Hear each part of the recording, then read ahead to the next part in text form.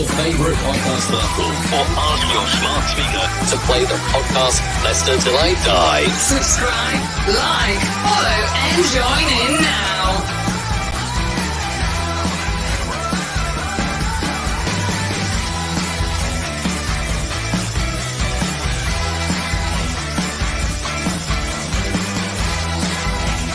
Love your sport, love your music. For the ultimate blend, it has to be LTID with your host, Chris. Hello, welcome along. Wasn't planning on doing a show tonight, but it looks like this could be happening. Dean Smith. Did we have a lucky escape with Jesse Marsh, or would he have done any better? He brings John Terry with him, so if you go into the match, don't bring your wife to anywhere near the players' tunnel. He'll give a brand new thought to the word players' entrance. But of course, the exciting thing for me with this one is that Craig Shakespeare is coming back. Knows the club from top to bottom. I mean, he'll obviously still know a couple of players that were hanging around then, still with us. But he was with us during the Great Escape. He knows what is needed. And my God, do we need leadership at the moment. This is Leicester Till I Die TV. Thank you so very much for joining us. We are live on Facebook, Twitter and YouTube. You can also listen to our podcasts, Leicester Till I Die, and you can pick us up on your smart speaker. And of course, we are part of the TalkSport Fan Network. This podcast is proud to be part of the TalkSport Fan Network. TalkSport, powered by fans. And I'm pleased to welcome Jack in from the Final Whistle. You're not as excited as I am. I don't know. It might not be everyone's cup of tea. But at least we've got a manager. at least we've got a manager in. We could have had Jesse Marsh. We could have brought Martin O'Neill back. Rafa Benitez was in talks, and I don't know what happened there, but yeah, it looks like Dean Smith. Some Leicester fans look at it in a negative way, saying it's desperation. It's a man who not gives us enough is what we want. But, yeah, we've just got to get behind the manager, Chris, at the end of the day. We've been crying out for a manager since Brendan Rodgers, and hopefully Dean Smith can be the man to keep us up. So we'll wait and see. The thing that shocked me was that I read, and if it's true, and I've been critical of Top and the board, because whilst when it comes to the playing side, the book stops with the manager, and he obviously got sacked in the end, but the actual running of the club and appointing of like the manager and etc. is down to the board and then Top. Now, I read somewhere, and like I say, if this is the case, then it just shows what a shambles we have become as a club, that they had no plan when they sacked Brendan Rodgers. They had a plan when we sacked Claude Puel, and we got Brendan Rodgers quite quickly. Now, any owner of the club, when you watch Leicester, and there was questions about whether he should have even been here at the start of this season. You've had from August till sort of April to think this isn't going well. We need to have a contingency plan, and to sit there for all this time with the results and the standard of play and the injuries and everything that was going on, it's embarrassing to think that this is now our owner. Yes, it's been left too late. Rodgers should have gone sooner. We'd probably got a better appointment than a manager if we had got rid of him sooner. But we've had to go what we've got with, and it's a reek of desperation for me, this one. I'm not saying I dislike Dean Smith. Leicester fans are going to look at his time at Norwich in the Championship. It didn't work out there. Aston Villa, after selling Grealish, he lasted 5 games and then he got the sack. I mean, he's a guy who kept Villa up in 1920. He obviously won the playoffs. Craig Shakespeare was there, and John Terry was there as well. So them three know each other quite well. And them three are going to be the ones that come in and hopefully turn this sinking ship around, Chris, and keep us up.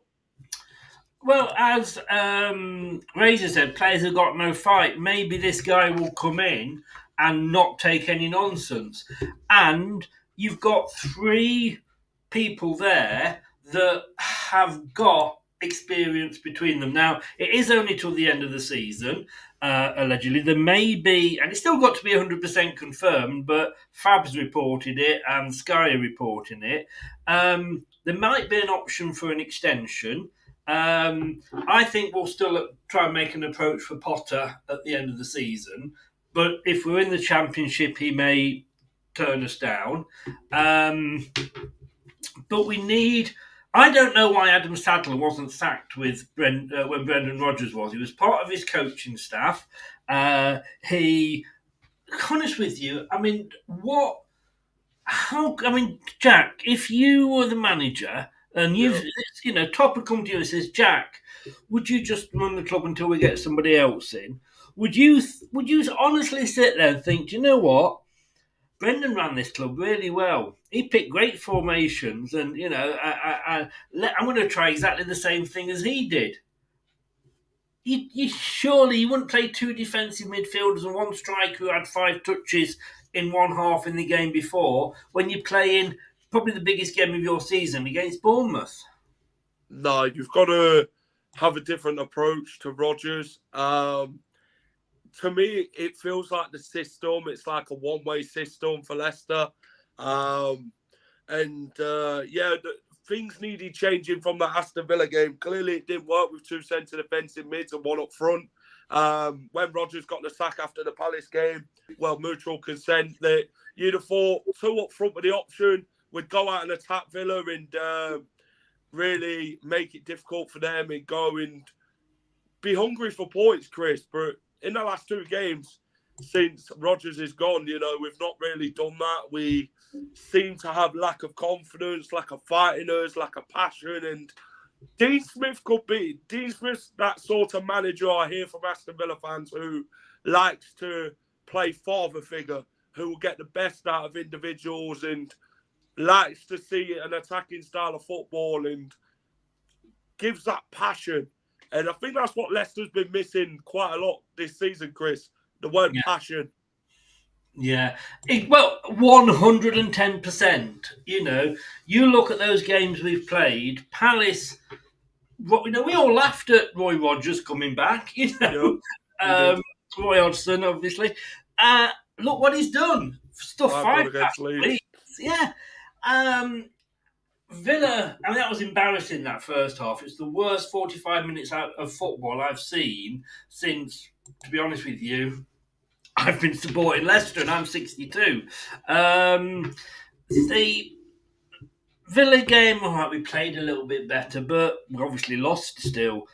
I just can't believe that the guy that we've entrusted the safety of this club to has played the same style and formation that the previous guy that had got us into this trouble played.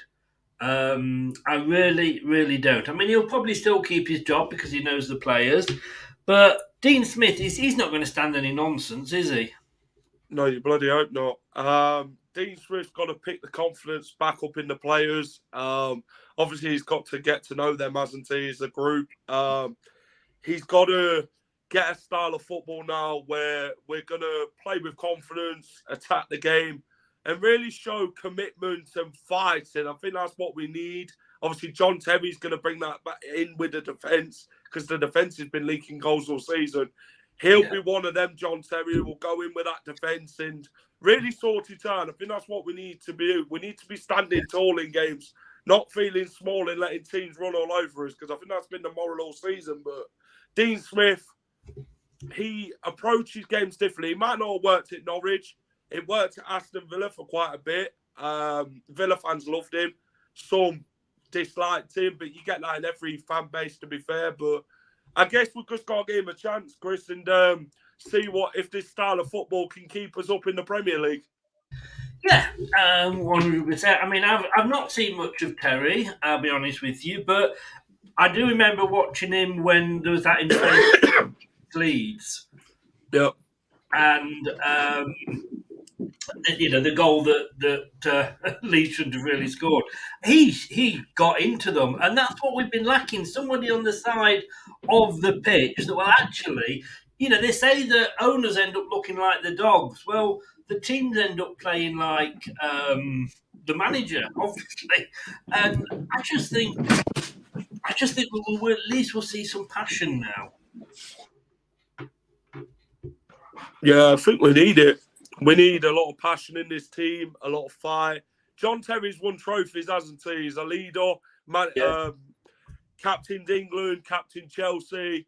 That guy is a leader off the pitch now due to his retirement and that. But when he was on the pitch, that guy had a winning mentality and knew how to win games. And that's something that he's got to now coach into Leicester's players, a winning mentality, because at the minute, we're too complacent and we're conceding too many goals, and that's something that needs to stop. And I think that's something now he'll implement in the team. Well, we can but hope.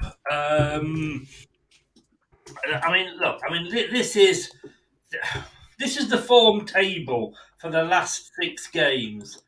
I mean, it's embarrassing. Let me just put it. It will be when I bring it up. There we go. We are bottom of the form table. Yep. We are below Forest. Fulham are down there at the moment. Southampton. The problem is that the teams that are around us that we should be getting points off, Forest are above us. All right, only just.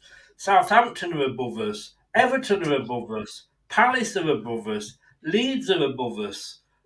Wolves are above us. Every bugger's above us. Well, obviously we're bottom. I mean, that sums it up.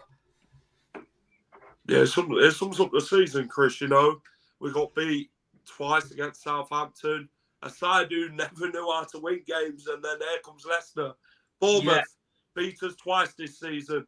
You wouldn't really have expected that. We went to the City ground, got battered second half, and we haven't turned up. We've not got that fight, that energy, that team spirit. The Foxes never quit. It's like we've gave up in games. It's like teams come in like attackers and that and pressurers and that. We don't like it. It's like we gave up. It's like the Bournemouth game at the weekend. 15 minutes, we showed commitment in the team. I thought we did okay first 15 minutes. And after that, what really happened, Chris? It's been the molar all season. Brendan didn't know how to change it. I know he's gone through notepad after notepad, but them ideas never happened. And the amount of clapping that went on, even when teams scored, I guess the players, I don't know, I guess the players lack fight. And like some Leicester fans have said, the damage has been done and it's too late to Dean Smith and his team to turn this season around. I think you say, not your first choice. You would have still fancied Rafa. Yeah, Rafa, he's been there. He's done it. Did well at Liverpool. Did well at Chelsea. Everton, I feel that they were already in the ship before Rafa Benitez took over with like the board and that. There's a bit of a debate in between the fans, but then Rafa obviously got the sack. Did well at Newcastle, got them up. Rafa's got Premier League experience and he's got real pedigree. But some Leicester fans wanted him, some didn't. I put a poll out to who they'd preferred. They said Rafa, but we've just got to stick with what we've got now, Chris. We, as his fans, are just paying customers, aren't we? We're not the owners of the club. We don't run the club. We just watch what happens. Yeah, and it's top club. He can, do what his decisions. Yeah. He can do what he wants, basically. But maybe he's taken his eyes off the ball. He's been over in Thailand. He's got his companies over there that have been struggling because of the COVID and etc. And maybe the Susan Whelans, Rudkins, and Nevilles haven't been keeping him up to date. Maybe with how bad things are. The thing with Rafa with me is, when you look at Everton, he went into Everton, a team that had only just stayed up.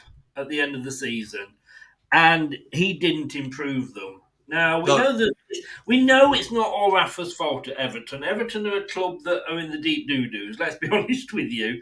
It might be the saviour of one club if they get a points deduction. But to me, there's certain managers that are better at a particular type of team. Now, Rafa, to me, like you said before we came live, he's done it at Liverpool. He's done it at Real Madrid. But has he ever, apart from Newcastle, and he took them down, let's not forget, he actually took them down. All right, he brought them back up, but he took them down. Everton, he didn't. He's the sort of manager we need for this fight. You know, again, I'm not sure. We need a manager with passion, fight, everything, intensity, character, desire. We need a whole lot, Chris. And we needed to get rid of the backroom staff. We need a big reshuffle at Leicester City. You know, I do feel that Runkin and Whelan have let top down massively in the way things have been run. He's trusted them since he's been in Thailand, and they haven't really been the perfect saints, have they, over here to how things have been run. Rodgers, you know, that decision's been left too late for me.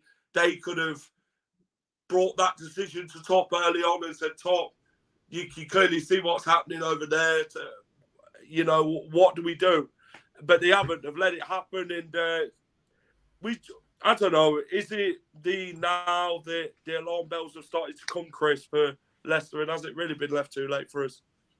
Well, let's ask Josh what he thinks. Good evening, Josh. Good evening, lads. You all right? Yeah, good. I've been better. I'm not going to lie. You see me, Chris? It was left too late, Josh, wasn't it? Let's be honest. Oh, yeah. Miles too late. He should have gone, September. I've said it a few times. If you look at Aston Villa, they sacked Gerrard, September time? They appointed a top manager, and now look at him. And obviously it's different. Obviously Brendan did more for us than Gerrard did for them. But yeah, it should have gone ages ago. And do you think, Josh, I mean, I said this earlier, I cannot believe that I read that we didn't have a plan B. We know Brendan never did, but Top didn't have a plan B because they thought that Rodgers would have got us out of this. But surely from the start of the season, you'd have looked at that and thought, better have a contingency plan here.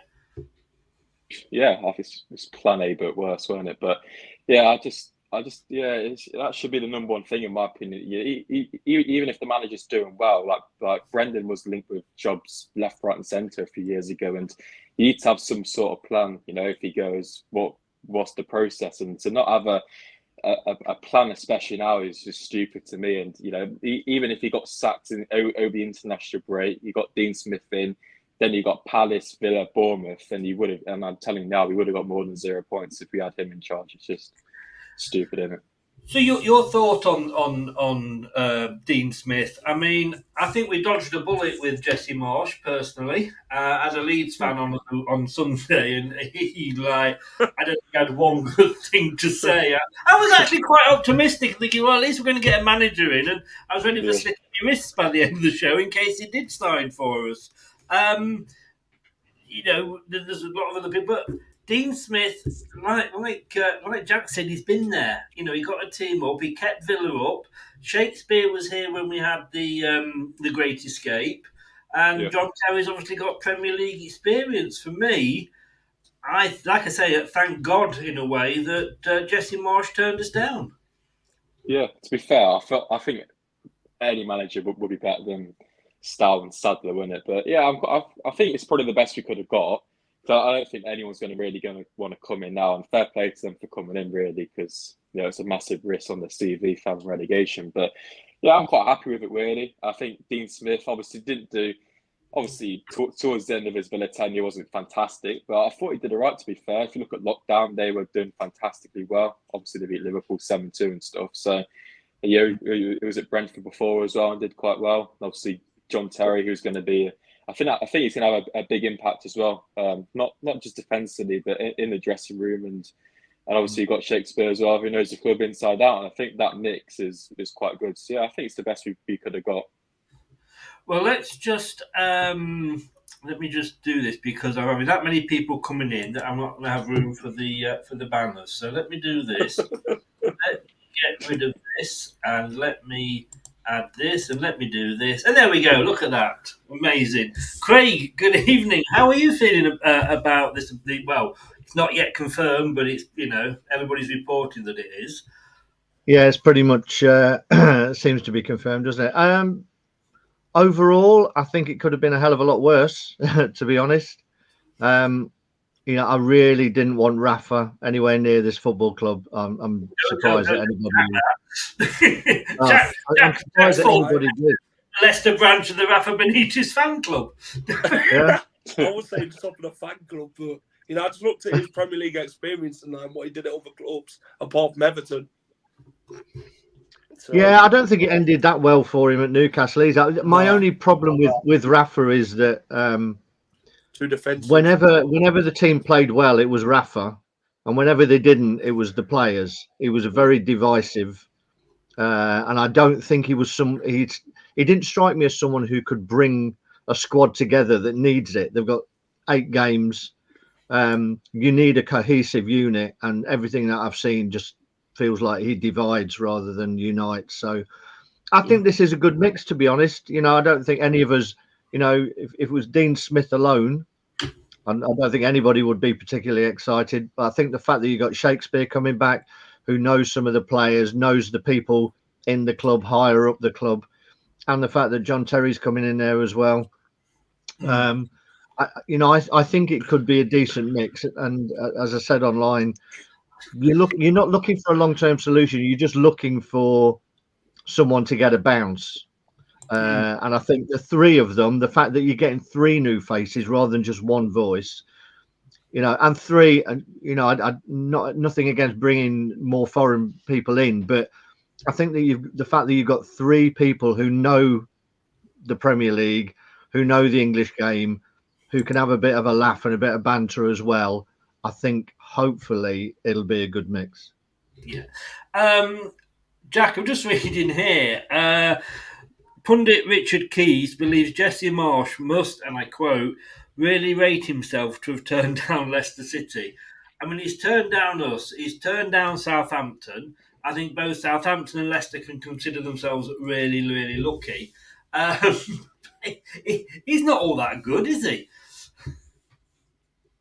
No, look at his record at Leeds. I mean, he only just saved them last season. Actually, Jesse Marsch didn't save them. Rafinha did. Last game of the season. Now, if you look at him this season, he won 2 games out of 20. Leicester beat them as well. They wanted him out Leeds at the King Power Stadium. They said, where the F is Jesse Marsch?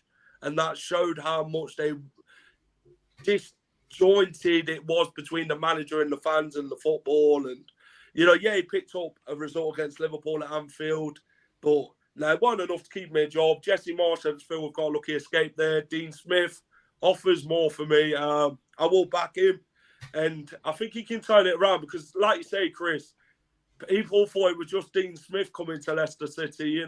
You've seen it now. Great Shakespeare, great bloke, knows the club really well, top to bottom. Won the Prem with Leicester.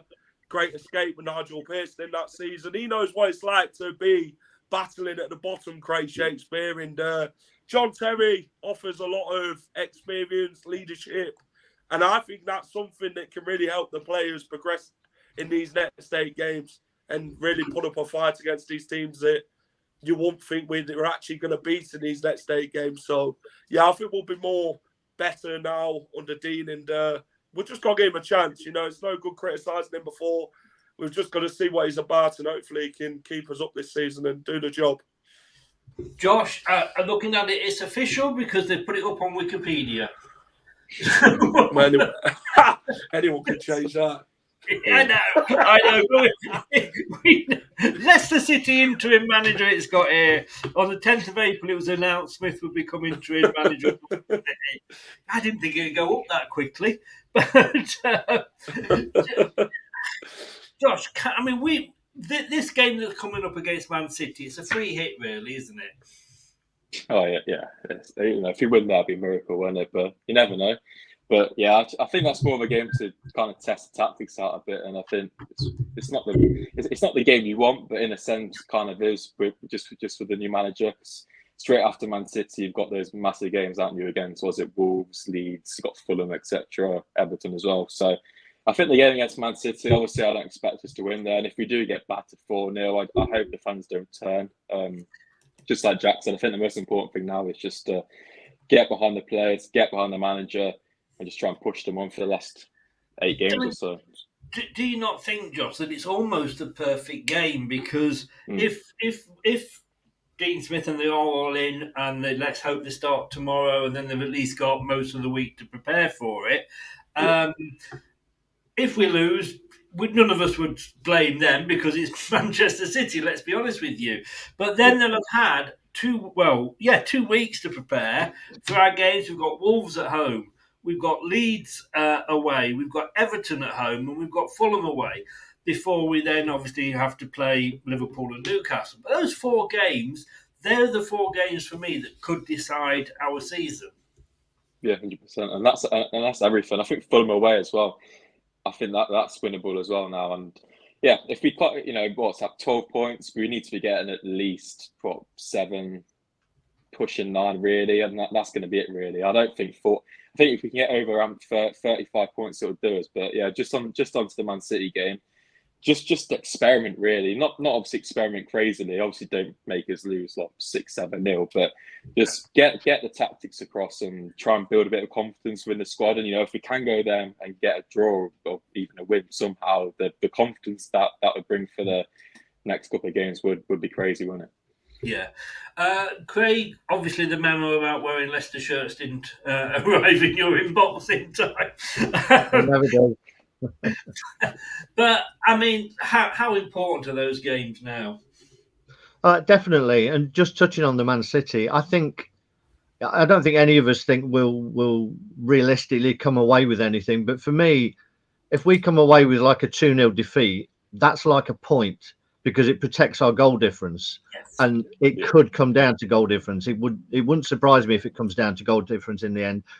So that is like an extra point. So anything that we can do to not damage the goal difference, I think will be a result, to be honest. Yeah. But those other games are the ones we were talking about it earlier. The Everton, Leeds, and the first one that we've got coming up, Wolves. Yeah. I mean, really, you've got to be looking at sort of 7 points there, haven't you? And I think it's going to be a low total, to be honest. The teams have got to play each other all the time. That's what's happening at the moment. So they're taking points off each other. And we're in that mindset of, are we at a point now where we want draws, or do we start to want some teams to win so others stay closer to us? When there was like 6 or 7 teams in it, you started thinking, oh, it'd be great, let's just have draws.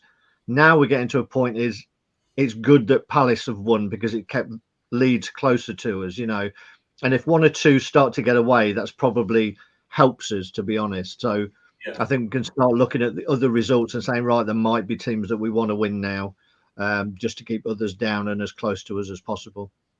Jack, Facebook user says, and I said this earlier I was on Jake's West Ham unofficial channel, looking at the relegation battle. That cheered me up. That they'll have Everton's investigation completed by the end of the season. I have a sneaky feeling that the FA are going to really leave it until after the end of the season, so that if Everton go down themselves, it's not their problem. They can wash their hands of it because they're in the EFL, so it doesn't matter. Yeah, no points to not to win the Championship then if they do get down this season. Which won't really be a great start to the Championship season for them if they were to go down, Chris, to be fair. But if they do stay up, then they'll obviously get the points deduction, probably start next season in the Prem, which I don't know how many points it's going to be. It could be a lot due to what they've actually been doing. But, yeah, the Man City game is a free hit. We were never expected to go and win that game, to be fair.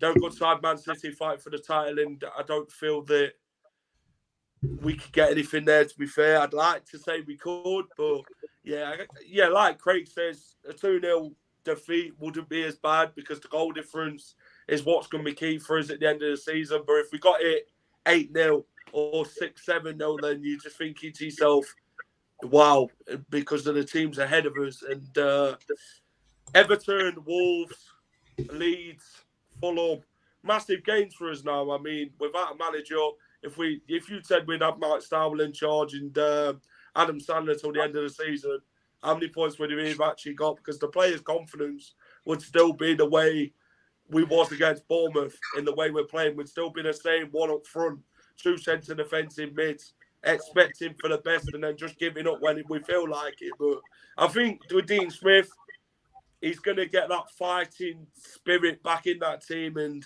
get that confidence back up. So I think that's something he's got to come in and do first.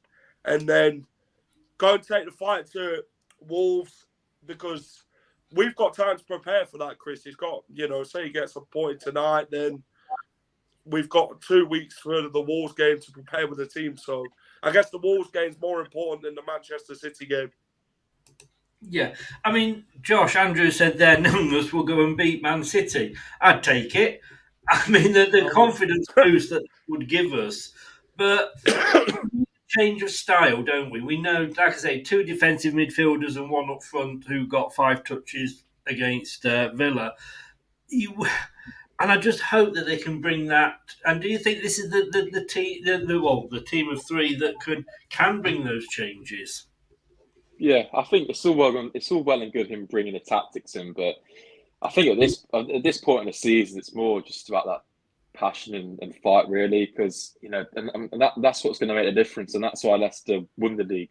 That's why the Great Escape's happened. I was looking at his tactics earlier, and it's quite interesting. At Brentford, he played with 2 up top in Morpay and Watkins a few years ago. And obviously, Villa, he went with 2 up top at times as well. So it'd be I think the team selection for City will be very interesting to see how it obviously fares. But yeah, I think these 3 alone can do it. It's obviously going to be a massively tough challenge, but just like we've been saying, if it was Dean Smith alone, I think it would be a bit more difficult. But I think the collective 3, there may be some more coaching staff could come in as well. So we'll have to see how it goes. But for me, I just think the fresh faces, the new ideas can just be the difference, and that's what we needed.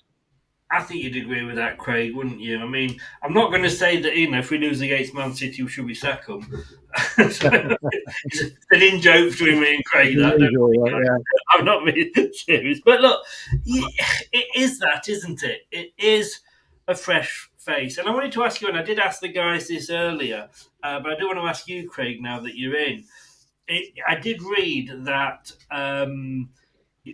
we had no plan B should we sack Brendan.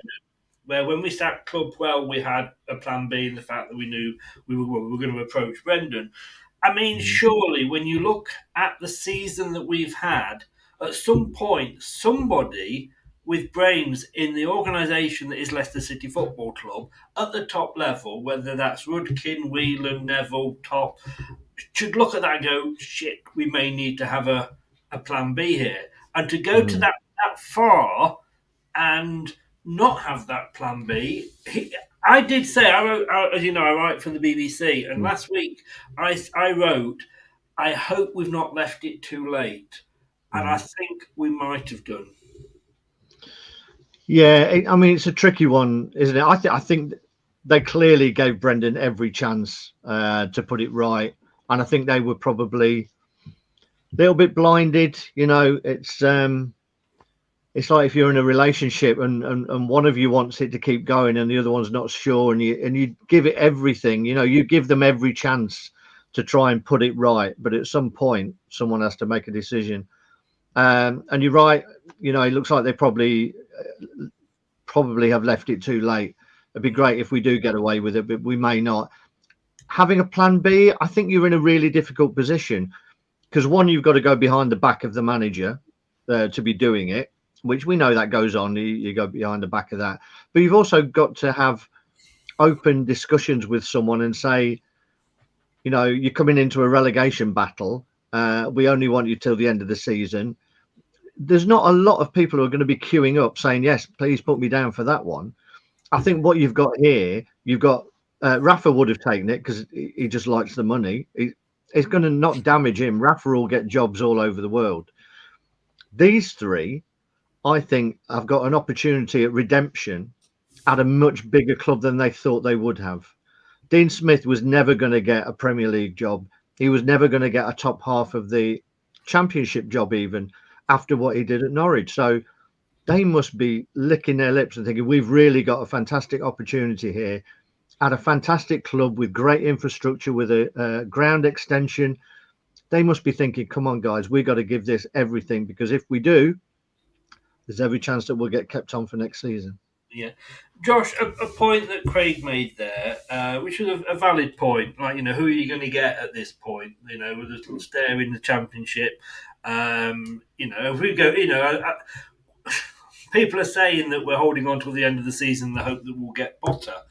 I think if we go down, we might not get Potter, to be honest with you. But had they made that decision, after the World Cup or wherever, we were still, although in the relegation battle we weren't in the shit that we're in now, then we would have been able to get a better manager probably.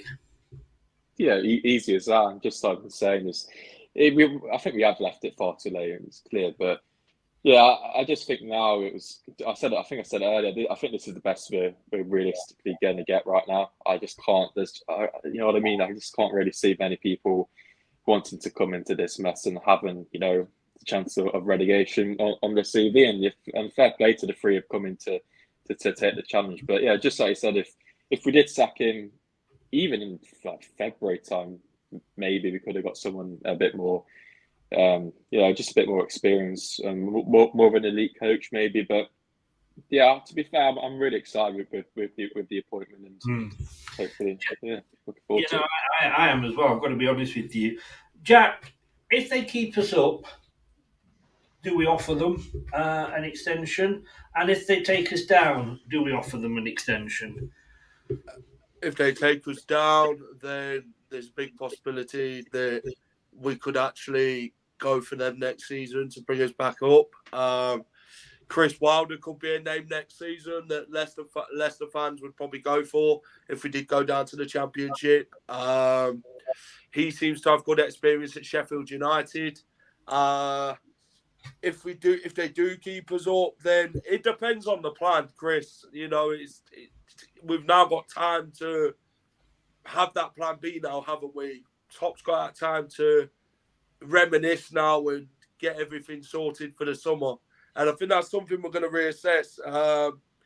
Would it be a bad thing keeping them for next season and giving them a go? Probably not. But I think, like you say, Graham Potter is something that Leicester likely want. I think he did want a break after Chelsea.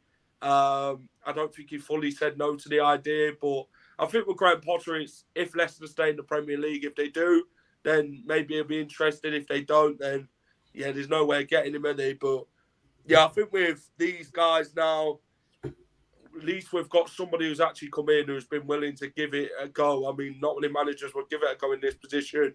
And John Percy even said that. Not many managers have looked at Leicester and said, no, that ain't for me. You know what I mean? So yeah. I think we've been lucky in a way to get some three of these people who are up for the challenge. If it works, good. If it doesn't, then you can't really blame them if we do go down.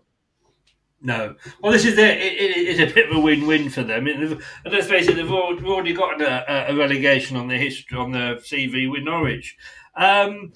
Craig, let me ask you this, and with the last question, and with the same question to all of you. When we did the score predictions for the Bournemouth game, it was a two-part question. It was your score predictions and if you think we would stay up or not. And there's 8 of us in there. 4 of you thought we would stay up. 4 of us thought we would go down, including a few, more ex-Foxes thought we'd go down than LTID presenters. Pre-Club says Dean Smith has just been confirmed. Now, I don't know if anybody else is like me, and we've been sat here refreshing the screen every 2 seconds. But I still nothing up as yet that I can see. The contract was signed about an hour or so ago. So what, sorry? The contracts were signed about an hour or so ago. Really? Right. It's Seagrave. So, you know, Leicester's like social media and that. They like to make everything perfect for the announcements. Photography and all that. So, that's true. I forgot what my question was now. Oh, yeah. So, give me your 3 that will go down at the end of the season, Craig. And you guys have a thinking, because I'm going to ask you the same question as well in a second. I think Southampton. I think Forest. I can't see Forest getting enough points, to be honest. And I've said this before. I don't think they've got enough goals in them. The other one's tricky. I mean, Leeds got absolutely ripped apart by Palace the other night, which was a shock for me, particularly after going a goal up. I'm still not overly convinced by Bournemouth. I think it's one of us, Bournemouth and Forest, to be honest. Also, two out of the 4.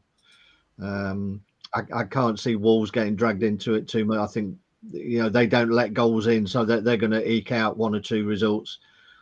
Everton maybe, but again, Sean Dyche, you know, probably, you know, that's who we should have got. But I think at the time,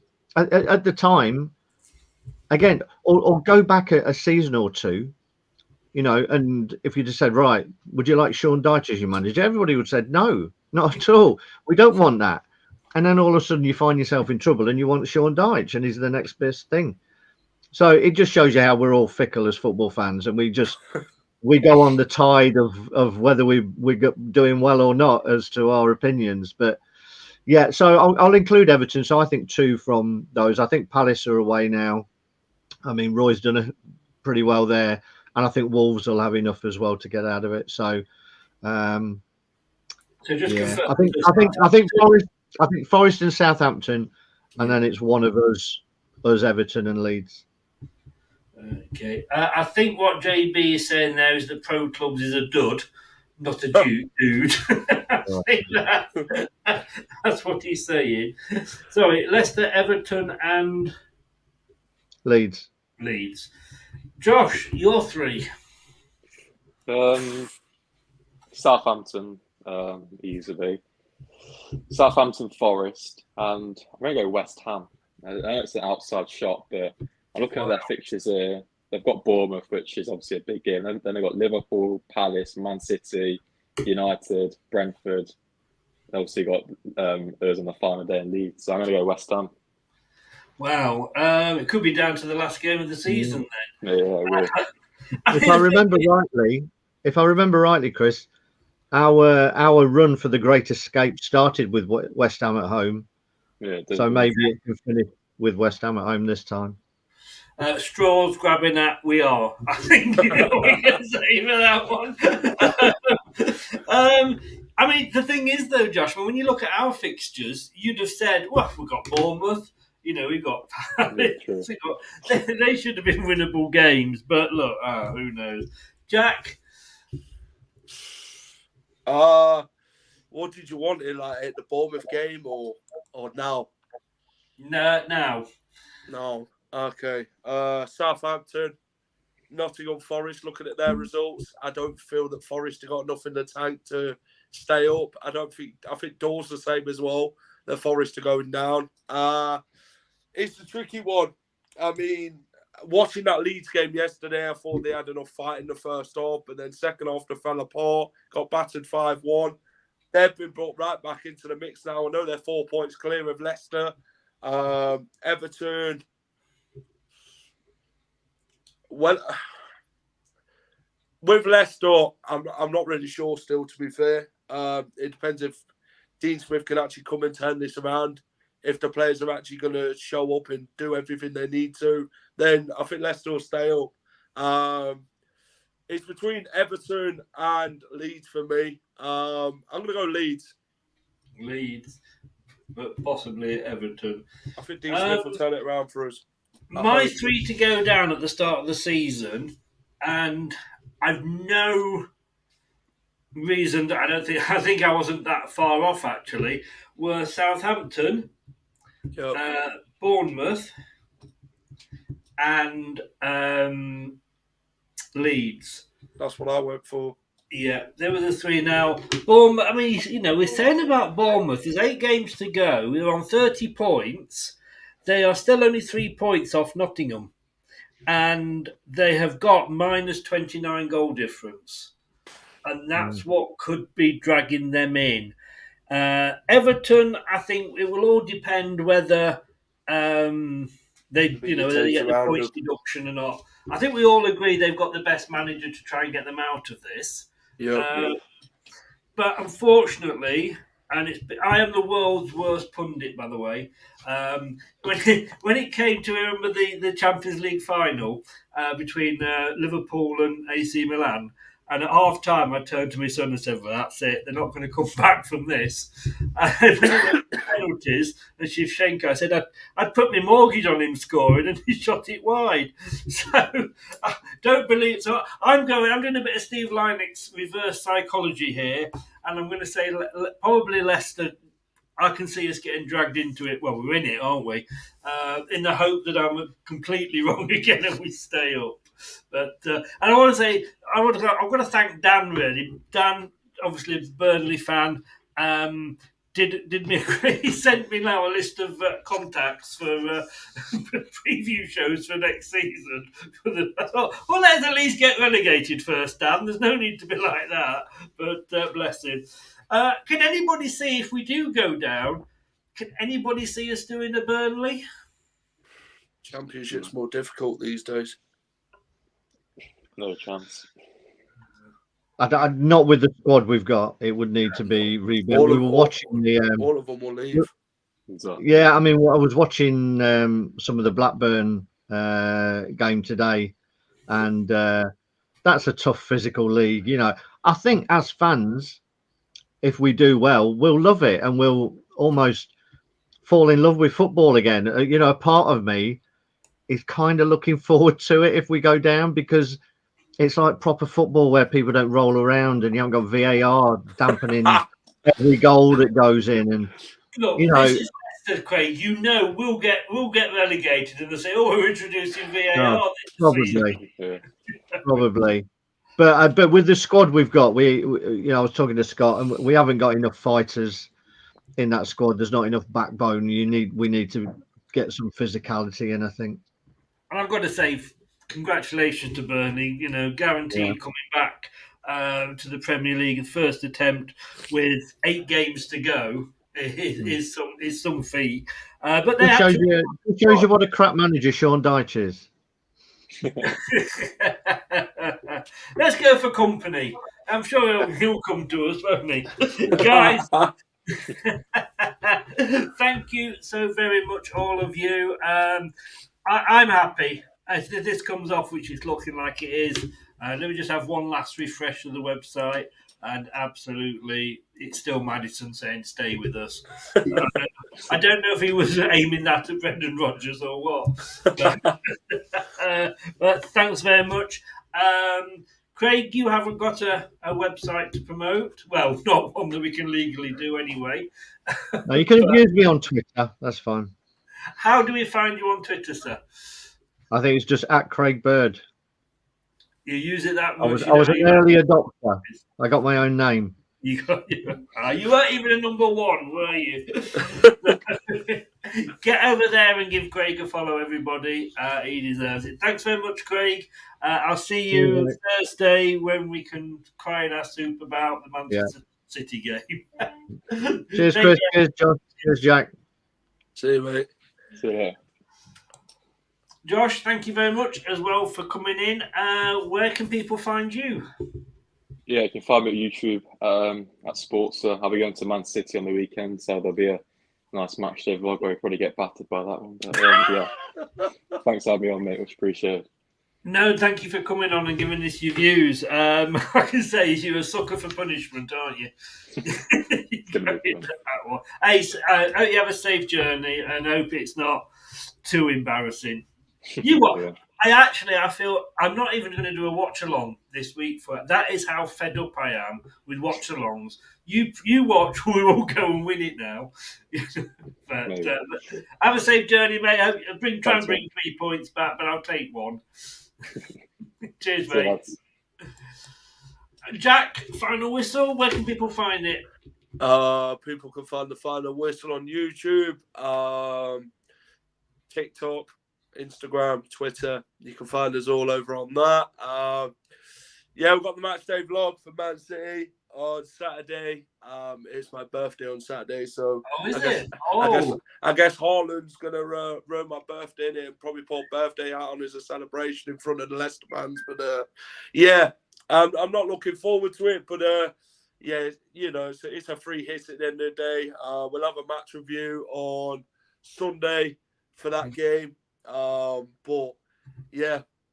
Dean Smith now has got all I can say, mate. All I can say is for you. Have a happy birthday from us to you. There we go. Appreciate that. Have a good one. Have a safe journey as well. Cheers, Chris. Try and bring some points back. I hope so. Cheers, mate. Thanks for popping on. Thank you. Bye-bye. Yeah, if you give us 5 minutes, we're going to put all those links in the description below for you. How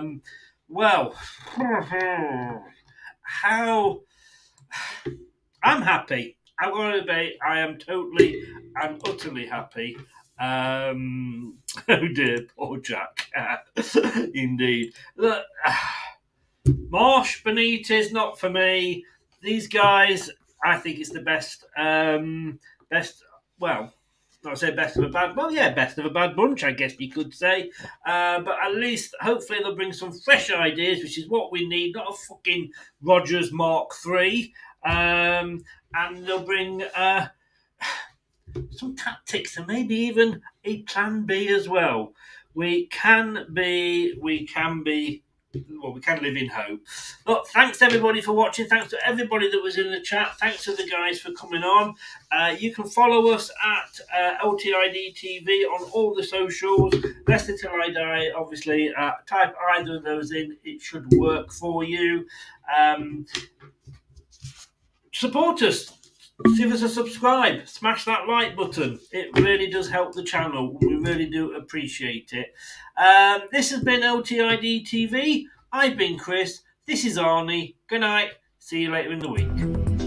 Thanks for watching. These videos are tremendous. You better like them too, or I'll be back.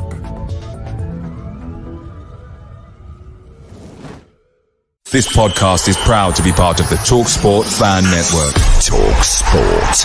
Powered by fans. That's all, folks. Thanks for watching Leicester Till I Die. This is Chris saying goodbye and see you next time.